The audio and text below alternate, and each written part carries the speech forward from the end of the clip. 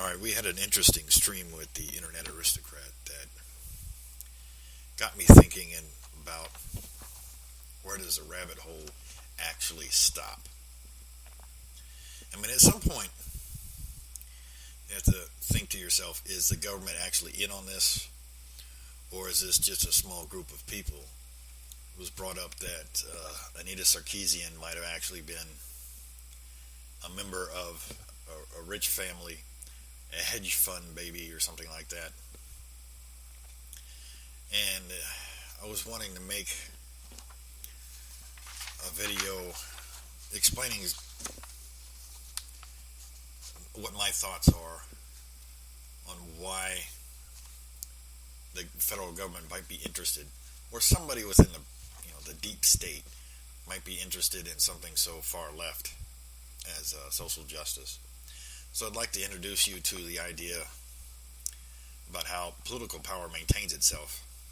I'm not sure if sociologists or political scientists have a word for it or not, but I've noticed something I like to call Bismarcking.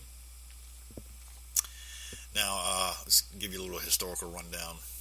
For about 1,000 years, there's something called the Holy Roman Empire, and it's sometimes referred to as the First Reich. And there were aristocrats called the Junkers that were involved with this until Napoleon had destroyed the First Reich.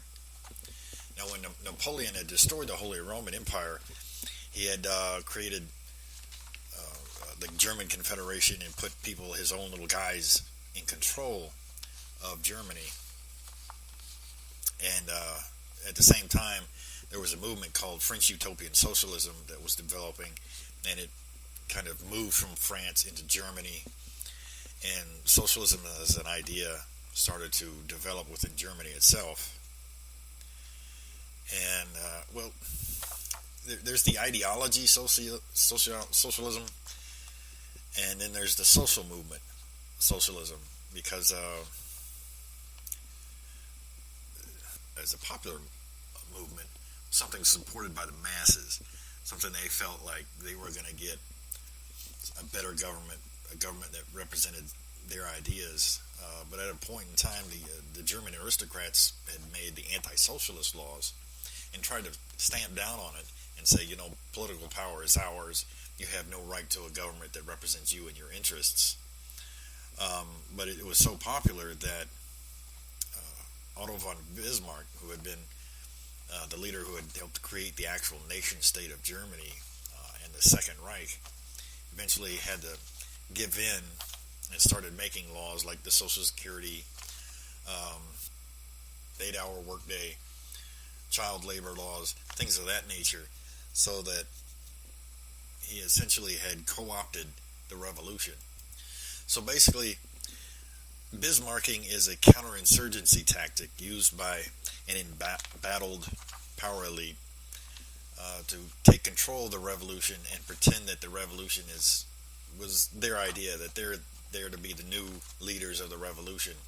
Now, this allows for them to take some of the support away from their opponents, and they can go after the leaders of the revolution with impunity because now the support has gone away from their revolutionary opponents and gone to the power elite. Works fantastic. Now, for an American example, I would like to talk to you about the civil rights movement. Now, in the 50s and 60s, we had an outspoken, charismatic leader by the name of Martin Luther King, who had gotten a lot of people united, but his belief system was one of racial unity. And if you look at the political system that Dr. King was advocating for, there's really no control mechanism within that ideology, which begs the question, what is an ideology? And an ideology, to me, are the ideas and assumptions that are used to justify political power. But for Dr. King, there is no real need for political power. Once everything is unified, there's really no need. Because at that point, you had something called segregation, where one segment of the population was used by the government to control the other part of the population, and you had a white versus black dichotomy that kept people from actually uniting against the corruption in the government. Well, you were using racism as a method to control the entire population, not just black people, but white people were basically used as the police in a police state. Now, I understand there's some people that are patriotic that don't like the idea that the United States was ever undemocratic. But if you look at the way black people were treated under the Jim Crow laws, that's not a very democratic system. And if you were going to end racism, how are the power elite actually going to control the population? Well, they decided to co-opt the civil rights movement by stopping their resistance to it. And you see in Lyndon Baines Johnson, this is a Texas segregationist Democrat who signed into law the Civil Rights Act of 1964. I mean, there are plenty of Republicans that signed on to it. It's not a party thing. It's the fact that they knew they could no longer use white supremacy as a method for control of the American population. And at the same time that Dr. King is coming to a rise, there's also something called the Black Power movement. Very angry, anti-white, black nationalist type of ideology. And so Dr. King was shot, and now you're starting to see different viewpoints that still maintain a racism, that still maintain a class warfare. And this is something you need to keep in mind, is that when you look at the social justice warriors, what are they saying? White people don't have any culture, the cultural appropriation, they're all a bunch of thieves and things like that. Now, what does this have to do with the media? And it looks like it's left, but it's not really a left-wing ideology. So I'm going to ask you this question. Do you think that Wall Street would ever let the Democratic Party be independent? Ask you that question again. Do you think that the Wall Street globalists would ever let the Democratic Party be independent? Because a lot of people that think that the left, and they're represented by the Democratic Party, are somehow anti-Wall Street or they're anti-capitalist. Well, we're starting to see under President Obama that that's not really true. Eric Holder was going to step down. Matter of fact, today he was going to step down. And a lot of people were criticizing the Attorney General because he never actually went after anybody in Wall Street, never actually got anybody, or he never arrested anybody on Wall Street for what they did back in 2008. The whole mortgage crisis, nobody went to jail for that.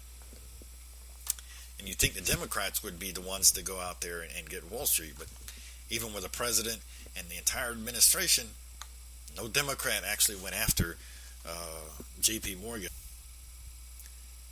Something called the Council on Foreign Relations, which pretty much owns most of the mainstream media. If you've been following any kind of the conspiracies, you'll notice that most of the mainstream media is actually owned by a small oligopoly of sorts, of corporations. Now look at what the mainstream media is actually saying. Even Hollywood, because Walt Disney Incorporated is a part of it. Warner Brothers, Time Warner is a part of it. And you may look at Hollywood and say it's full of leftists, but why would the corporations promote such an ideology? Well, they know it's all bunk. They know it's not going to change anything. Okay, no matter how revolutionary the left may seem, there's no real change in the power relation. Now keep in mind that blind ideologues can be led by powerful people because they're blind to reality and they've shaped within their own mind their own reality. It's not objective reality. It's on their own perceptions. So you lie to them in any way you want to. There's something that popped up in Marxism that still rings in my head every time I think of politics. The Marxists said only the convinced few may rule. Well, of course, that begs the question of how do you determine conviction? How do you know somebody else is truly convinced in your beliefs? Well, anybody can walk up there and say, I believe in gender equality. But how do you know if that person really truly believes in gender equality? Just them saying it doesn't really mean anything. How do you know that the other person believes what you believe? So when you look at your little mailing list of the game's journalists and the PR reps, who's really convinced in favor of social justice? Who's really the leader here?